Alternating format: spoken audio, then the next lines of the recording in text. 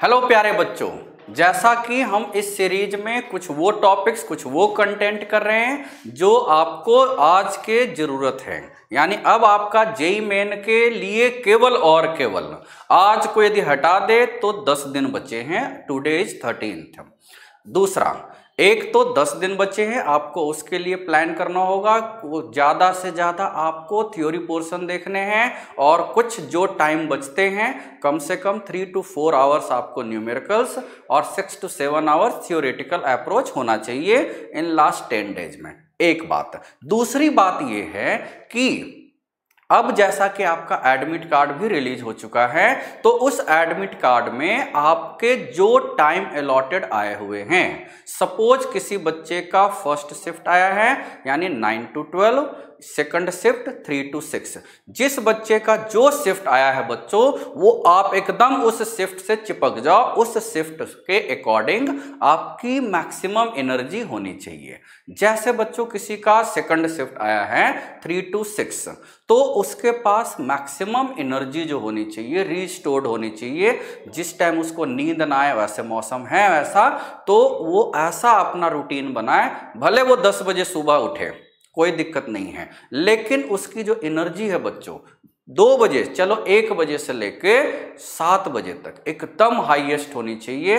वो उसको रूटीन में लाना होगा, क्योंकि ये भी एक एनर्जी मैटर भी करता है। जैसे कोई नाइट क्रिएचर होते हैं, लेट नाइट जागते हैं, कोई सुबह उठने वाले होते हैं। ये हमारा पर्सनल एक्सपीरियंस है कि जो सुबह उठते हैं, जैसे मैं गांव से था, तो वही रूटीन मेरी ज़्यादातर टाइम अभी भी चलती है। तो यदि मैं सुबह 7 बजे उठता हूँ या 6 बजे उठता हूँ, तो नेचुरल सी बात है आफ्टर लंच 2-3 बजे मुझे नींद आने लगती है, या थोड़ी बहुत। इन जनरल ये सबको आती है, बायोलॉजिकल फैक्ट भी है। तो आपको उस टाइम मैक्सिमम एनर्जी रखना है। सपोज आपको 3 बजे 4 बजे कुछ रेस्ट लेने की हैबिट है, तो वो हैबिट तो आपकी सालों से चली आ रही है बच्चों। सालों से चली आ रही हैबिट को आप हफ्ते भर में तो उतना चेंज नहीं कर सकते, लेकिन जितना मैक्सिमम पॉसिबल चेंज हो पाएगा उतना तो कर ही सकते हो बच्चों। ठीक है, तो जो आपका शिफ्ट टाइम है उसको आप चिपक के फॉलो करो। उस टाइम आप पॉसिबल हो तो केवल और केवल स्टडी पर ध्यान दो। एक टेबल कुर्सी और उसके पर स्टडी करना शुरू करो। उस 3 घंटे आपको कोई दूसरा काम नहीं करना है। ये आपकी हैबिट यदि 10 दिन ऐसी होती है, किसी किसी को 11 दिन मिल सकते हैं, 12 दिन मिल सकते हैं। भाई बहुत सारे बच्चों का तो 26th भी आया है, तो उनके लिए तो और 3 दिन एक्स्ट्रा हैं, 6-7 पेपर एक्स्ट्रा देख लेंगे बाकी पुराने आए हुए। हम अपनी तरफ से पूरी कोशिश करेंगे कि 23rd का पेपर 23rd को ही डिस्कस करेंगे, 24th का पेपर 24th को ही डिस्कस करेंगे। तो ये आप उनके लिए बेनिफिट हो जाएगा जिनको कुछ डेट बाद की मिली हुई है। नुकसान भी होते हैं, वो थोड़ा सा फ्रेश उतना नहीं रहता है। वो हर के रीजन के प्रो और कॉन्स होते हैं बच्चों। तो उसी को ध्यान में रखते हुए हम आज की सीरीज केवल और केवल कुछ प्रॉब्लम्स के बेसिस पर कुछ हम रिवाइज करेंगे।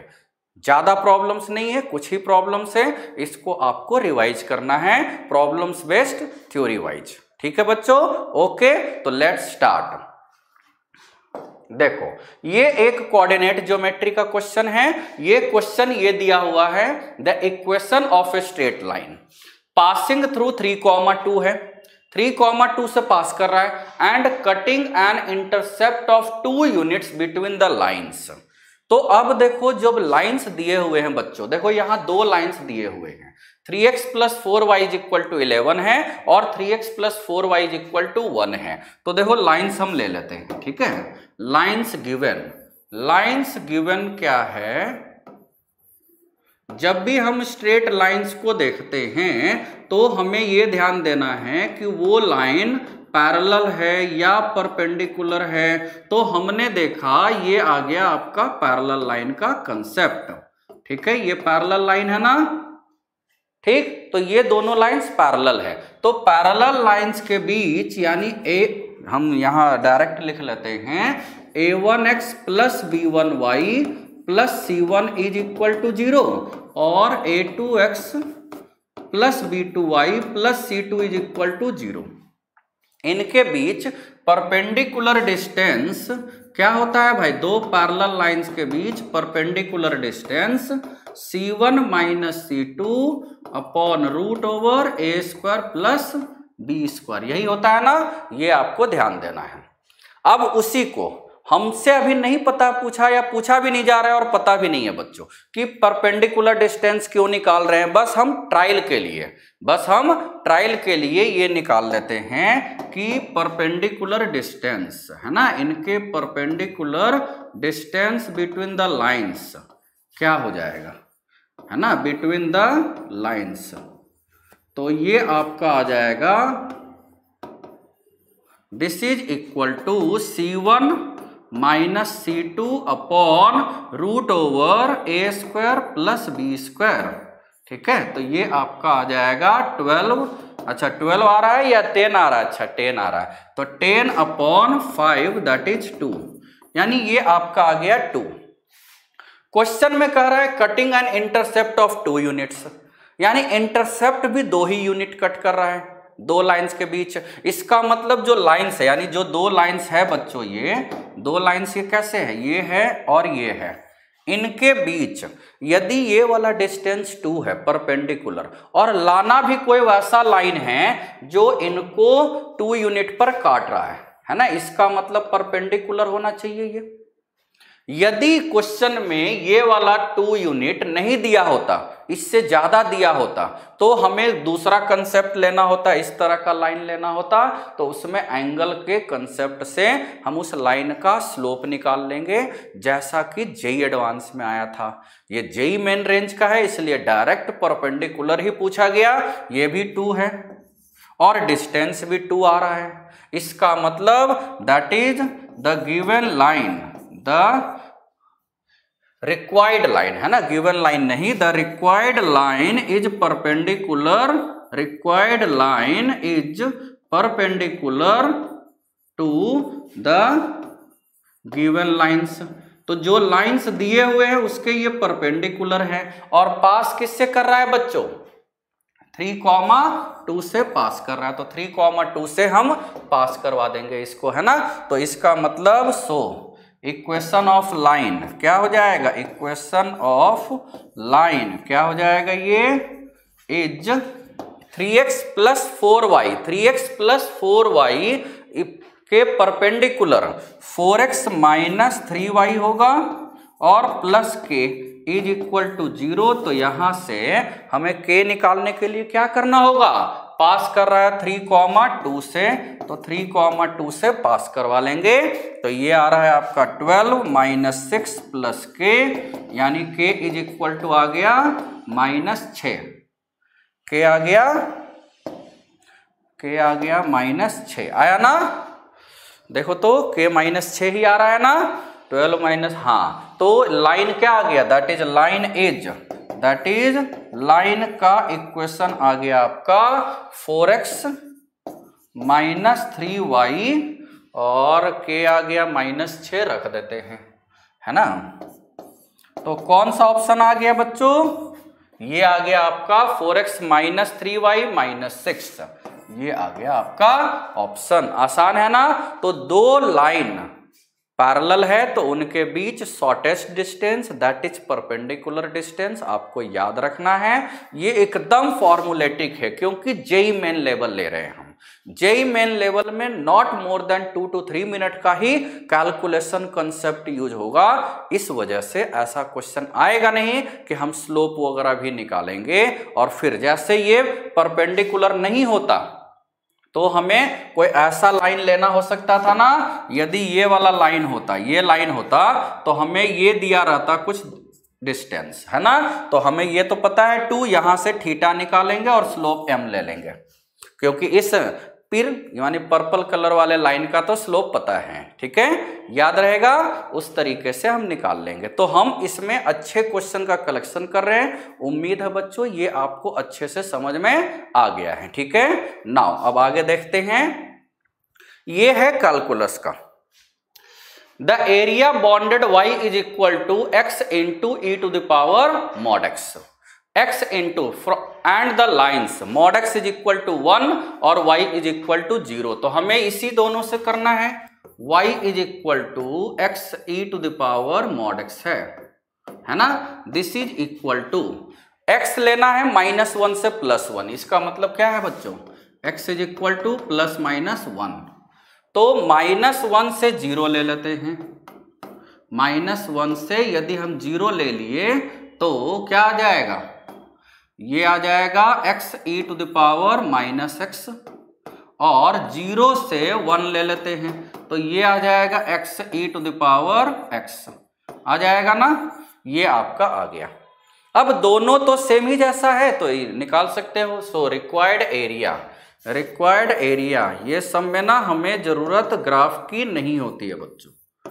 Required area this is equal to -1 से 0 x e to the power -x dx plus 0 से 1 x e to the power x dx।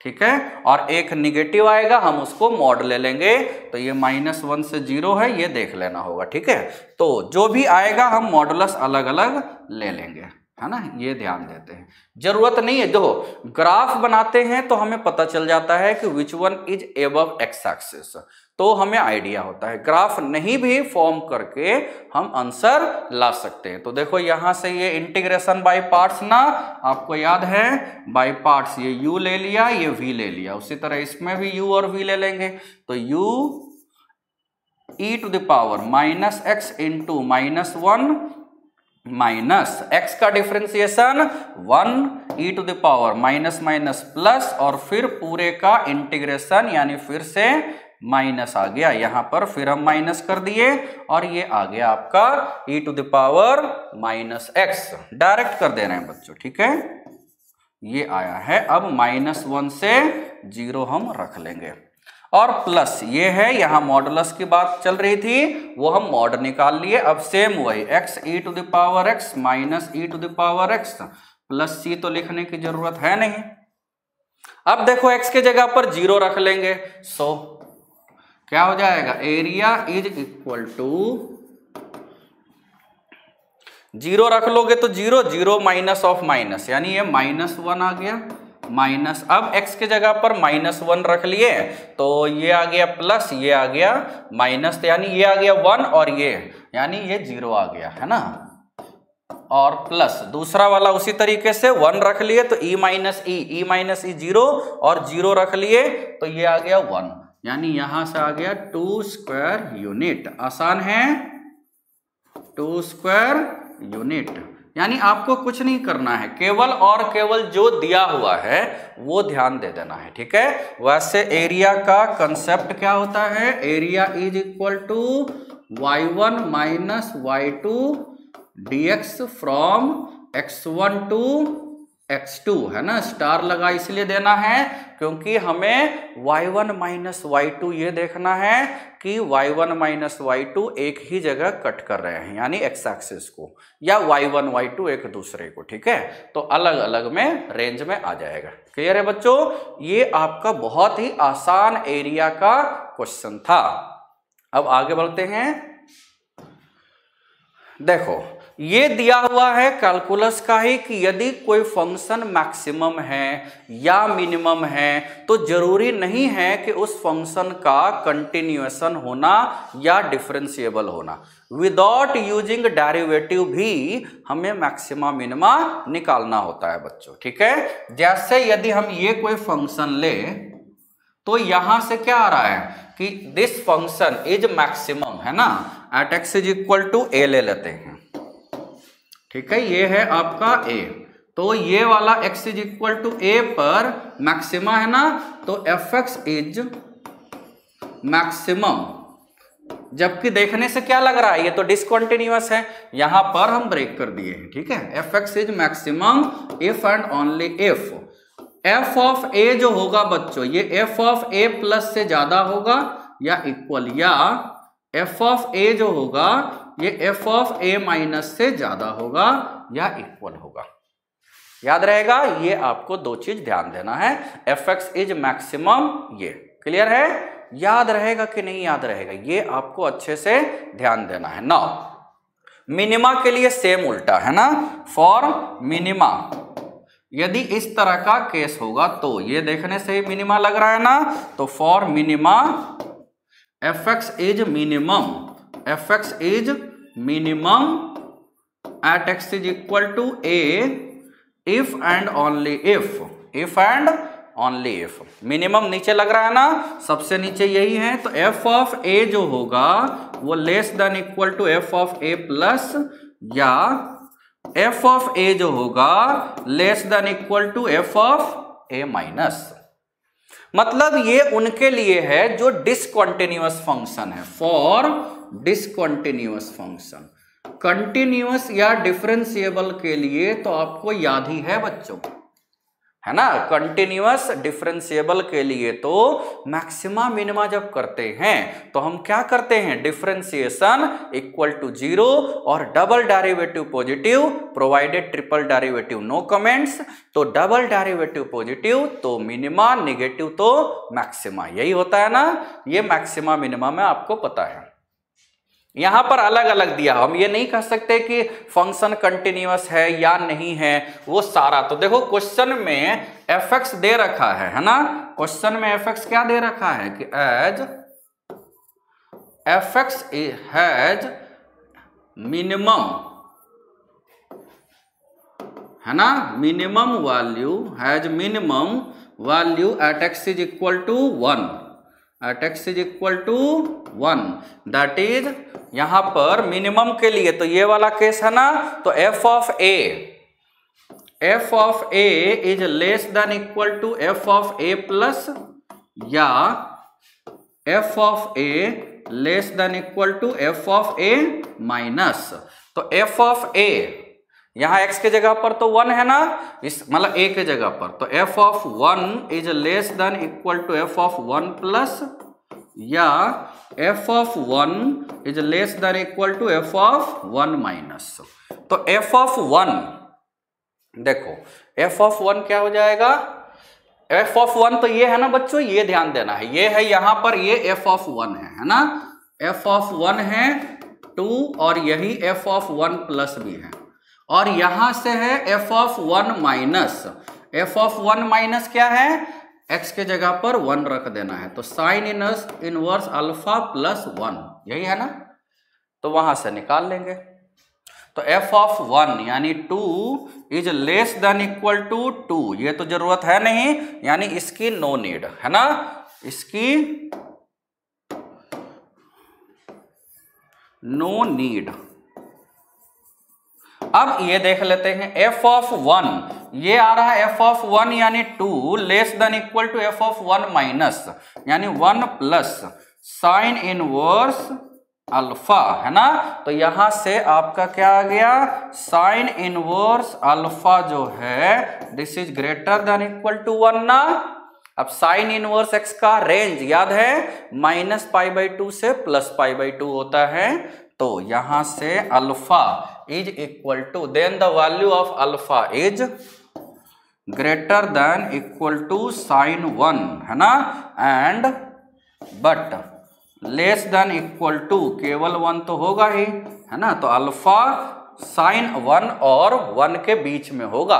तो then the value of alpha, एक तो 1 है, 1 तो होगा ही, -1 नहीं हो सकता, 0 नहीं हो सकता, क्या हो, साइन 1, साइन 1 क्या होता है बच्चों, साइन 1 आपका क्या होता है, साइन 1 होता है साइन 57 डिग्री, आसपास साइन 60 डिग्री, यानी √3/2, तो उसके बीच में होना चाहिए। तो then the value of alpha, तो अल्फा कुछ भी रखेंगे, यदि हम 1 रखते हैं, अल्फा यदि हम 1 रखते हैं बच्चों, साइन इनवर्स 1π/2 + 1 हो जाएगा, और उससे तो ये कम है ना, तो ये आंसर क्या आ जाएगा आपका 1, है ना। हमें यहां क्या हो गया, then the value of alpha, value of alpha का मतलब साइन 1 भी हो सकता है बच्चों, साइन 1 भी होता तो भी आंसर होता है, यानी फाइनल जो आया, फाइनल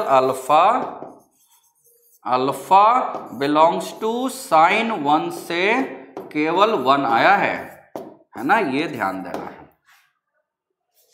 है ना, साइन इनवर्सल। अब साइन इनवर्स एक्स है तो जानते ही हो ना, साइन इनवर्स एक्स क्या होता है, -1 से 1 के लिए ही होता है। अब बाकी और रेंज लग गया, क्लियर है, ये हम डायरेक्ट कर सकते हैं। ठीक है बच्चों, साइन 1 भी होता तो भी आंसर होता, याद रहेगा, ठीक है।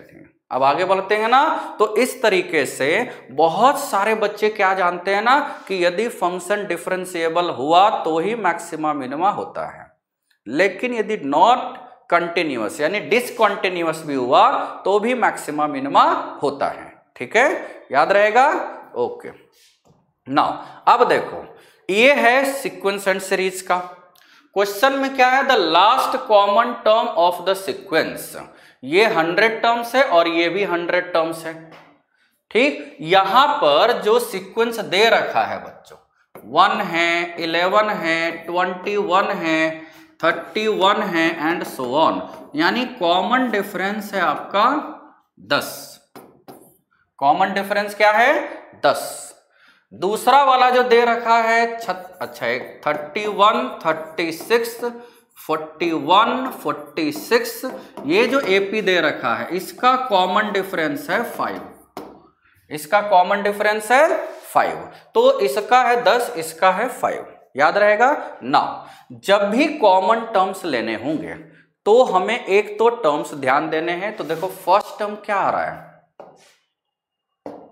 First common terms is 31। First common terms that is 31 है, और जो कॉमन डिफरेंस होगा, है ना, कॉमन डिफरेंस वो होता है दिए हुए दोनों के एपी के कॉमन डिफरेंस का एलसीएम, है ना। तो LCM of D1 and D2 ये होता है D1 एंड D2। ठीक है, तो D1 एंड D2 यदि ले लिया तो यहां D1 D2 का एलसीएम यानी 10 और 5 का एलसीएम ऑफ 10 एंड 5 क्या हो जाएगा भाई, 10 हो जाएगा ना। देखो 31 के बाद कितना मिला, 31 के बाद कॉमन हमें कितने टर्म्स मिलेंगे, 41 मिलेंगे। यहां भी है ना 41 आएगा, यहां भी 41, यानी फर्स्ट टर्म पता चल गया और कॉमन डिफरेंस भी पता चल गया। तो हमें बताना है लास्ट कॉमन टर्म्स। अब ये जो जा रहा है बच्चों, ये 100 टर्म्स तक जा रहा है ना, तो इसका जो लास्ट कॉमन टर्म्स होगा वो दोनों के लास्ट टर्म के लेस देन या इक्वल टू होगा ना, दोनों टर्म के लेस देन या इक्वल टू में हम ले सकते हैं। तो यहां से फॉर लास्ट कॉमन टर्म्स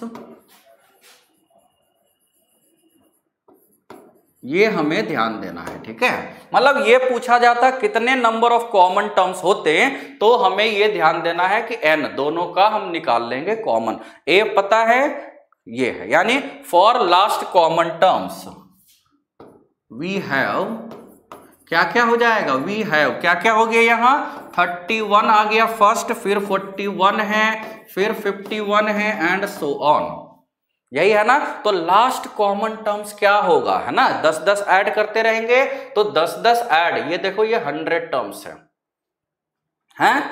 अब यहां से हम फर्स्ट ऑफ ऑल ये हमें निकालना है क्या होगा। तो देखो यहां से कैसे निकालेंगे, ये तो 10-10 से इंक्रीज हो रहा है ना, ये 5-5 से इंक्रीज हो रहा है ना। तो फॉर सेकंड एपी का मतलब हम इसका देख लेते हैं, है ना। सेकंड एपी के लिए क्या हो जाएगा, ये आ गया आपका 31, 36, 41, 46, इसका 100th term up to 100 terms. तो T100 कितना आ गया इसका, T100 कितना आ गया इसका, A प्लस 99 इंटू डी का मतलब 5, तो ये आ गया 31 प्लस 31, और ये जो 10 का मल्टीपल तो नहीं है, तो ये तो नहीं होगा, इससे जस्ट पहले वाला है ना। यदि हम लेते हैं यानी 98 इंटू 5, तो वो तो 10 का मल्टीपल है, तो वो हमें ध्यान देना है। तो देखो यहां से 31 ये यानी ये क्या हो गया 4, देखो यदि 100 होता तो 500 होता, और यानी 495, तो ये आ गया आपका 495।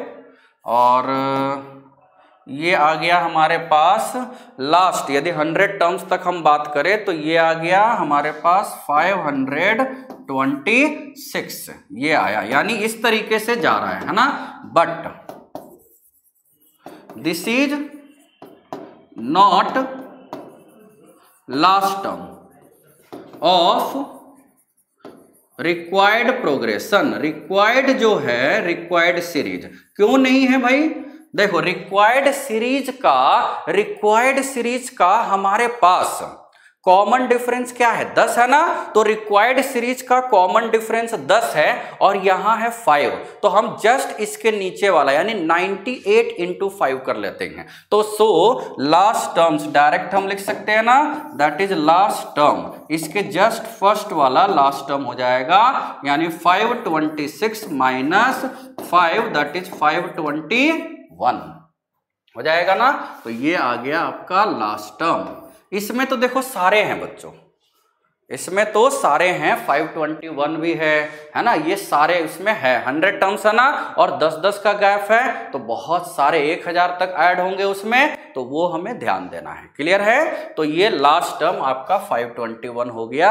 हमें छोटे वाले से देखो, कॉमन का मतलब जो कम होता है वही कॉमन होता है बच्चों। तो ये आप चाहो तो इसको दूसरे मेथड से भी कर सकते हो। ये जो मेथड है कॉमन डिफरेंस लेने, उसके बाद एलसीएम लेना, बेसिकली ये नंबर ऑफ कॉमन टर्म्स के लिए ज्यादा यूज होता है, नंबर ऑफ कॉमन टर्म्स के लिए ज्यादा यूज होता है। फॉर लास्ट कॉमन टर्म्स के लिए हमें छोटा वाला एपी देख लेना था।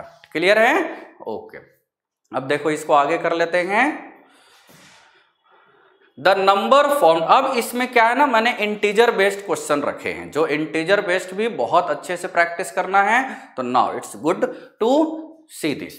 The number of form, number formed by last 2 digits है ना, लास्ट 2 डिजिट्स किसका निकालना है? 17 टू द पावर 256।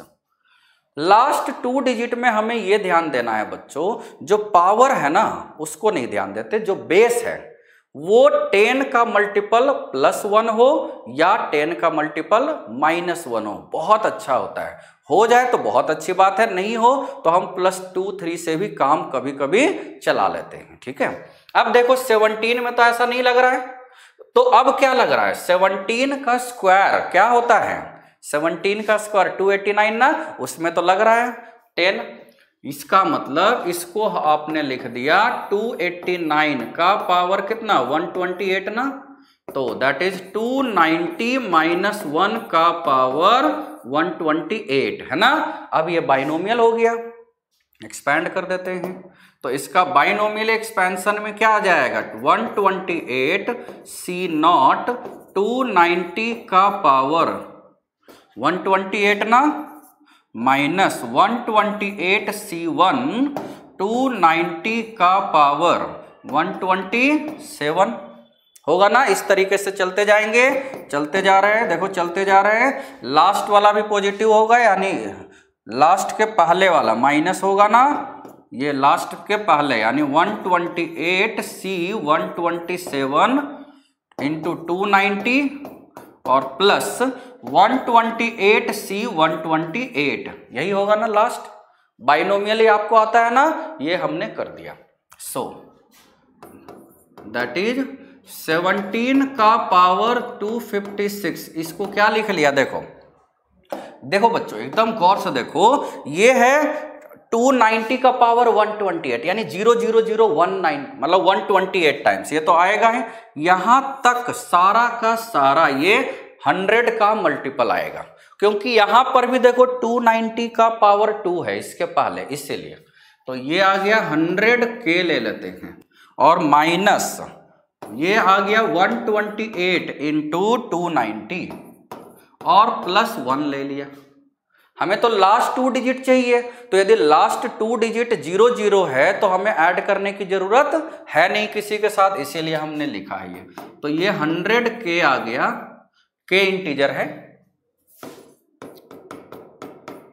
ठीक है, अब देखो 128 इंटू 290, तो इसको भी अब पूरा मल्टीप्लाई करने की जरूरत है क्या? देखो एक जीरो तो बाहर निकाल लिए है ना, हम इसको और आगे कर सकते हैं मल्टीप्लाई यदि करें तो ये लिख देते हैं। अब कैसे करना है भाई इसको, 300 माइनस 128 लिख देना, अरे 300 माइनस 10 इंटू 128 है ना। सोल्व करने के लिए वैदिक मैथ्स टाइप का हम कुछ कर रहे हैं है ना। तो 100 के माइनस ये तो चला गया, ये यानी प्लस आ गया 1280 और प्लस 1 आ गया है ना। और 300 टाइम्स 128 अलग कर दिए, तो ये दोनों मिलके फिर से 100 वाला आ जाएगा। तो ये आ गया 100 के डैश और ये 12 का 81 आ गया। ठीक, तो इसका मतलब last 2 digit, that is last 2 digit क्या आया है बच्चों, 81 आया है ना। Last 2 digit is equal to 81 आया। और क्वेश्चन में लास्ट 2 डिजिट क्या दिया हुआ है, ए बी। ए बी का मतलब 81, यानी a is equal to 8, b is equal to 1। A is equal to 8 और b is equal to 1, so a plus b कितना आया, 9 है ना। Answer is 9। आसान है। तो हमें बाइनोमियली एक्सपैंड कब करना है, जब वो नंबर में एक जीरो के बाद +1 हो या जीरो के बाद -1 हो, ज्यादा अच्छा रहेगा। और सेट हो ही जाता है बच्चों। देखो डेटा को सेट करना है, ये सबको पता है कि यदि हम इस एज में डेटा को सेट करते हैं तो कॉलेज में जानते हो किसको सेट करना होगा, जिसको सेटिंग भी बोल सकते हो। ठीक है, यदि हमने डेटा सेट नहीं किया तो हो सकता है कि हम कॉलेज में जा ही ना पाए और घर वालों को सेट करना पड़ेगा। ये हो गया था एग्जाम में, यानी कहीं ना कहीं आपको सेटलमेंट, उसी का फुल फॉर्म होता है, कहीं ना कहीं आपको सेट तो करना ही होगा। या तो बाहर वालों को करो या घर वालों को सेट करो, कि बहुत टफ एग्जाम होता है, ना हो पाएगा भाई हमसे।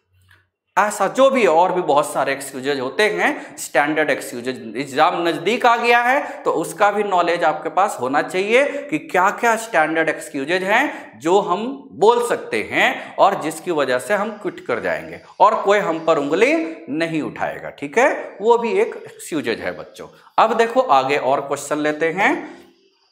ये दिया हुआ देखो, ये एकदम क्वेश्चन का नाम पर धब्बा है। क्यों? क्योंकि ये रेक्टेंगुलर हाइपरबोला है। रेक्टेंगुलर हाइपरबोला के लिए, रेक्टेंगुलर हाइपरबोला में, रेक्टेंगुलर हाइपरबोला का इक्वेशन जानते हो क्या होता है? क्या होता है? या तो x² minus y² is equal to k² होता है, या x into y is equal to c² होता है ना। दोनों बोल सकते हो, यानी दोनों का लेंथ इक्वल होता है बच्चों। दोनों का लेंथ मतलब length of conjugate axis and length of transverse axis equal होता है, या एंगल बिटवीन एसिम्प्टोट्स 90 डिग्री होता है। ठीक है, रेक्टेंगुलर हाइपरबोला यानी एंगल बिटवीन एसिम्प्टोट्स 90 डिग्री, उससे ये डिफाइंड किया गया। ठीक है, याद रहेगा कि नहीं याद रहेगा? एकदम सही याद रहेगा। ठीक है, ये अब देखो यहां पर इन दिस केस है ना, क्वेश्चन में इन दिस केस क्या हो जाएगा भाई? राइट हैंड साइड तो कुछ भी है, x² का कॉफिशिएंट और y² का कॉफिशिएंट प्लस माइनस होना चाहिए ना। तो 2 माइनस ax² माइनस में लिख लिए, plus y² is equal to 4 है ay², that is a is equal to 2 minus a हो गया, so a is equal to 1 हो गया। a यदि 1 रखते हैं तो क्या आ रहा है? y² minus x² is equal to, y² minus x² is equal to 4। ये रेक्टेंगुलर हाइपरबोला है ना, एकदम है, a 1 है। ठीक है, केवल a क्या होना चाहिए? 1। कितना आसान क्वेश्चन है, जिसको स्टैंडर्ड इक्वेशन पता है डायरेक्ट वहां से आंसर आ जाएगा। ठीक है, रेक्टेंगुलर हाइपरबोला ये किसका ग्राफ है बच्चों? xy is equal to c², c positive है ना, c पॉजिटिव क्या, c² तो पॉजिटिव ही होगा। और ये किसका ग्राफ है? ये है x y is equal to minus c square, यानी निगेटिव वाले का। ठीक है, तो ये आपको ध्यान देना है, याद रहेगा। अब देखो आगे क्वेश्चन कर लेते हैं।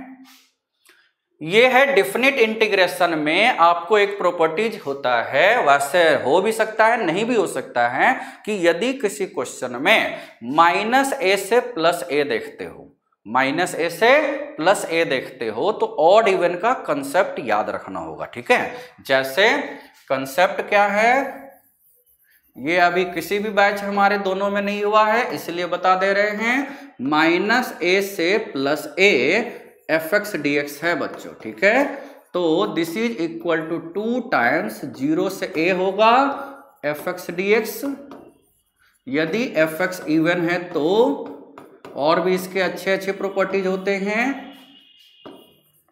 और 0 हो जाएगा जो कि ज्यादा यूज होता है यदि एफ एक्स ऑड फंक्शन है तो, ऑड फंक्शन है तो ये आपको अच्छे से ध्यान देना है। यानी इवन के लिए 2 टाइम्स, ऑड के लिए 0। ज्यादा यूज 0 का होता है क्योंकि हमें 0 फैमिलियर मार्क्स और फैमिलियर नंबर भी लगता है, इंडिया की देन है ना 0, इस वजह से। तो जैसे इस क्वेश्चन में हम क्या करें, माइनस पाई बाई 4 से प्लस पाई बाई 4 है, सेकेंड स्क्वायर ऊपर हो जाएगा, x9 3x5 plus 7x cube minus x into second square x कर लिए, और लास्ट में 1 इंटू सेकेंड स्क्वायर x यानी सेकेंड स्क्वायर x कर लिए। अब इस पूरे का हमसे क्या पूछा जा रहा है, इंटीग्रेशन पूछा जा रहा है ना। हमने क्यों अलग अलग पार्ट में किया, क्योंकि हमें पता है कि ये वाला फंक्शन जो है बच्चों ये है ऑड, ये है ऑड, ये है ऑड, और ये भी है ऑड, इसीलिए इतना दिया हुआ है। बाकी तो क्वेश्चन बहुत आसान है। और ये है इवन, है ना, ये है इवन। तो ऑड इंटू इवन, ये पूरा का पूरा ऑड इंटू इवन, ये पूरा का पूरा ऑड फंक्शन हो जाएगा। तो ये तो 0 हो गया ना, इसका मतलब टोटल का ये क्या आ गया, माइनस पाई बाई 4 से plus pi by 4 second square x है बच्चों। बाकी तो सब खत्म हो गया इसका इंटीग्रेशन। वैसे तो प्रॉपर्टी भी लगा सकते हो, जरूरत उतना नहीं है, लेकिन चलो लिखे हुए हैं ऊपर प्रॉपर्टी तो लगा देते हैं। सेकेंड स्क्वायर x का इंटीग्रेशन tan x होता है ना, tan x from 0 to pi by 4, याद है ना 1 होता है, तो ये हम डायरेक्ट कर सकते हैं। ठीक है, तो यहां से आंसर कितना आ गया 2। बहुत आसान है कि नहीं, हमें बहुत आसानी से ये सब सोल्व कर लेने होते हैं। यानी ऑड और इवन का कंसेप्ट आपको याद रखना है। क्लियर है बच्चों? ओके, देखो अब आगे ये एक क्वेश्चन दिया हुआ है। इस क्वेश्चन में आपको क्या करना है, मैक्सिमम वैल्यू। तो ट्रिगोनोमेट्री जो है उस पर based a cos theta b sin theta है ना, a cos theta plus b sin theta जो है इसका maximum value root over a square plus b square और minimum value minus of root over, ये आपको याद रखना है। याद रहेगा ना, ये अच्छे से क्या करते हैं, ध्यान देते हैं। ठीक है, नाउ अब हमें क्या करना है, उसी फॉर्म में बदल लेना है। तो y इज इक्वल टू, अच्छा 1 प्लस tan स्क्वायर एक्स क्या होता है भाई, सेकेंड स्क्वायर एक्स ना, ऊपर चला गया है ना, तो 7 plus 6 tan x minus tan square x upon second square x हमने लिख दिया। सो y इज इक्वल टू क्या आ गया, 7 cos square x plus 6 sin x into cos x और माइनस साइन स्क्वायर एक्स, यही ना हुआ। अब देखो जब स्क्वायर की बात हो रही है, या sine x into cos x क्या होता है, साइन 2x होता है ना, तो वो हम लिख देते हैं। अब यहां साइन 2x जब आ गया तो बच्चों जानते हो साइन 2x का पेयर क्या होता है, cos 2x ना, तो हमें cos 2x भी चाहिए, तो इसको भी वही लिख देते हैं 7 times 1 plus cos 2x by 2 plus 3 times sine 2x minus 1 minus cos 2x by 2, यही ना होता है सारा फॉर्मूला। अब 7/2 माइनस 1/2, ये तो 3 हो गया, 3 हुआ, ठीक है 3 हो गया। 7/2 माइनस 1/2 3 हो गया। अब देखो यहां से 7/2 और माइनस माइनस प्लस यानी 4 cos 2x हो गया, और ये है 3 sin 2x आ गया। ठीक, नाउ एज क्या आ गया 4 cos 2x plus 3 sin 2x। अब हमसे क्या पूछा जा रहा है बच्चों, देखो अब हमसे पूछा जा रहा है मैक्सिमम वैल्यू, मिनिमम की जरूरत है नहीं, तो इसका ना मैक्सिमम वैल्यू, इसका मैक्सिमम वैल्यू जो है ये आपका क्या है, ये है 5, मैक्सिमम वैल्यू है 5, that is y max, y max कितना है, y का मैक्सिमम वैल्यू, ये तो 5 है यहां तक, तो यहां 3 + 5 दैट इज 8, ये आ गया आपका 8 आ गया। तो अब यही लिख लेना है ना, दैट इज लैम्डा, है ना, यही है लैम्डा। नाउ अब हम इसमें यदि देखें, लैम्डा पुट कर देते हैं इसमें, तो log of lambda base root 2, तो लैम्डा के जगह पर यदि हमने रख दिया 8, तो ये आ गया 8 का मतलब 2 का पावर 3 यानी रूट 2 का पावर 6, है ना, तो ये आ गया आपका log रूट 2 का पावर 6 रूट 2, तो आंसर कितना आ गया 6, इंटीजर बेस्ड है ना, तो ये आंसर आ गया 6। आसान है कि नहीं। तो इस तरीके से हम इसको डायरेक्ट देख सकते हैं बच्चों, क्या कर सकते हैं, डायरेक्ट। ठीक है, अब देखो इसका एक लास्ट क्वेश्चन, एकदम लास्ट बट वेरी आसान क्वेश्चन, ये आपको कर लेना है। तो इसमें यदि देखें तो cos x का power 48 is equal to 1 plus sine x का पावर 48, ये है ना। अब इसमें आपका दिया हुआ है कि ये दे रखा है is equal to 1 if x belongs to, तो नंबर ऑफ सोल्यूशन दिया हुआ है, क्या बताना है, नंबर ऑफ सोल्यूशन। तो यहां पर हमें क्या लेना है, LHS जो है बच्चों, this is always less than equal to 1 ना, ऑलवेज, बट RHS जो है वो ग्रेटर देन इक्वल टू 1 है। So possible if and only if, possible if and only if LHS is equal to RHS is equal to 1, LHS is equal to RHS is equal to 1, तो and that is cos x का even power ये होना चाहिए 1 and sin x का कोई भी power ये होना चाहिए 0। ठीक है, तो जब 0 होगा तो ये कहां पर हो रहा है, that is cos x is equal to plus minus 1 and sin x is equal to 0। देखो ये आपका लास्ट क्वेश्चन है, ये क्या है, लास्ट क्वेश्चन, एकदम अच्छे से इसको ध्यान देना है। तो यहां से x इज इक्वल टू केवल 0 हुआ इन -π टू +π, ठीक है।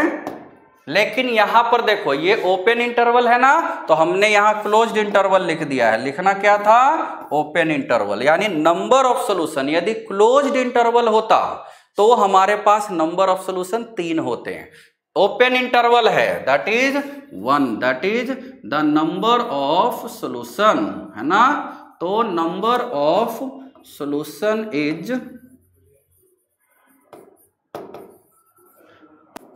1, ओनली 1 सॉल्यूशन। ठीक है, तो ये आपको अच्छे से ध्यान देना है। तो इस तरीके से हम बच्चों प्रॉब्लम सीरीज रेगुलर बेसिस पर करते रहेंगे, जिससे ओकेजनली सरप्राइजिंगली अलग अलग टॉपिक्स आते जाएंगे और उस पर बेस्ड हम क्वेश्चन करते जाएंगे। तब तक के लिए बच्चों okay, bye bye, okay, thank you.